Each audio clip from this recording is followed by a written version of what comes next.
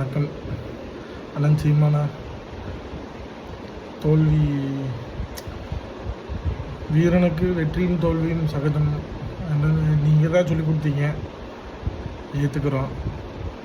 ஆனால் இவ்வளவு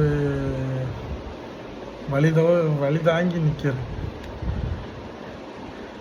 கவலைப்படாதீங்க, என்றைக்கு நாங்கள் உங்கள் கூட தான் இருப்போம். என்றைக்கு நான் உங்களோட தான் இருக்கேன்.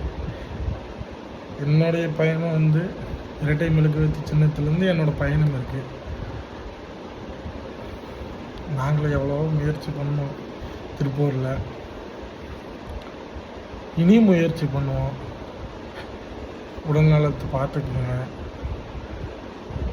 உங்களோட தனிப்பட்ட பிரச்சனைகள் இல்லை கொஞ்சம் எதுவாக இருந்தாலும், உடல்நலம் சார்ந்து எதுவாக இருந்தாலும் இந்த 5 வருஷம் கொஞ்சம் ஓய்வு எடுத்து கட்சி அடுத்த நிலைமைக்கு என்னென்ன செய்ய முடியுமோ சொல்லுங்கள், நாங்கள் செய்கிறோம்.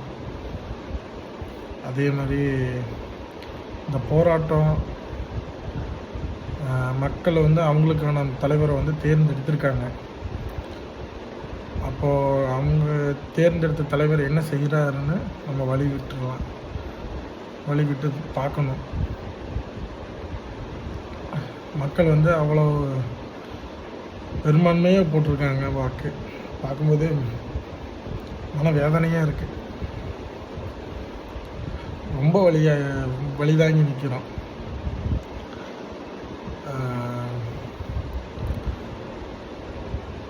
நம்ம எந்த பிரச்சனைக்கும் இனி நம்ம குரல் ஓங்கக்கூடாது. அண்ணன் நீங்கள் முடிவெடுக்கிறது தான் அது. நீங்கள் முடிவெடுக்கிறதுக்கு நாங்கள் வர்றதான். ஆனால் மக்களுக்கான தலைவரை தேர்ந்தெடுத்திருக்காங்க. அவங்க ஆட்சியாளர் என்ன செய்கிறாங்கன்னு நம்ம பொறுத்து பார்க்கணும். அதே சமயத்தில் அவங்க உடம்பை நல்லா பார்த்துக்குங்க. அடுத்த தேர்தலில் கண்டிப்பாக நம்ம இதை விட இன்னமும்